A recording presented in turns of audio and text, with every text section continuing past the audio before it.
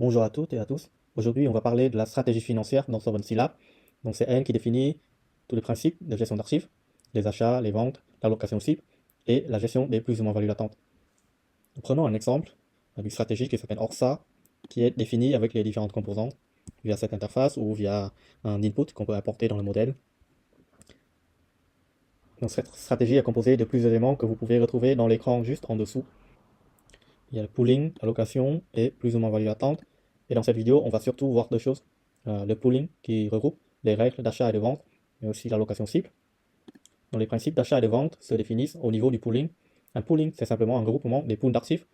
Ici, on a 6 pools différents qui sont définis en bas. Donc dans chaque pool, on retrouve les différents actifs. Et l'allocation cible, elle, se définit à l'échelle du pool. On verra un peu plus loin comment la paramétrer. Regardons d'abord comment sont construits les pools. Ici, on a un pooling qui s'appelle Solvency. Et si on clique sur modifier, on peut voir comment c'est défini. Et on peut le personnaliser tel qu'on le souhaite. Donc on a les différents pools.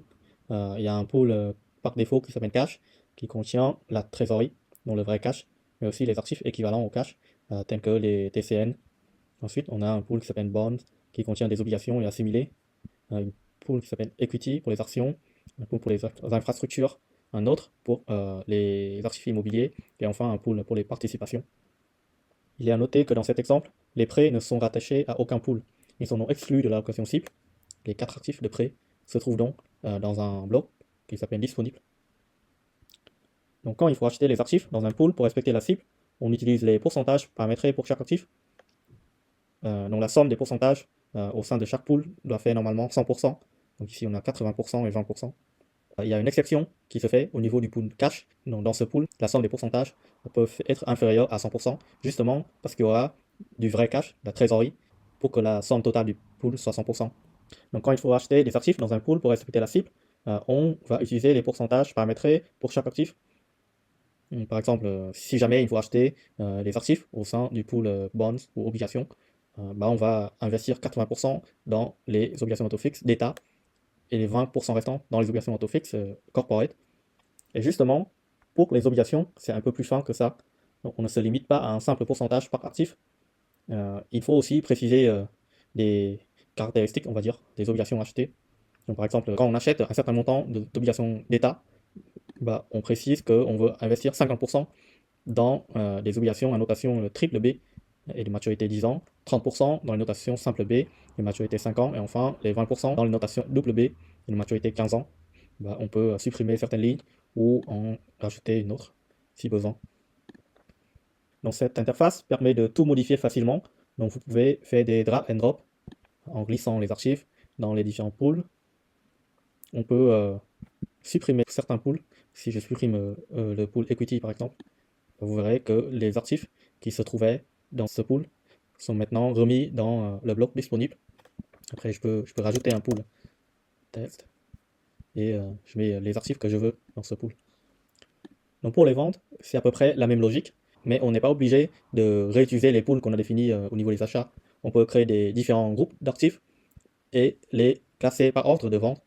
Donc dans notre exemple, si jamais il faut vendre les actifs pour une certaine raison, on regarde les différentes contraintes, mais en faisant référence à cet ordre de vendre en fait.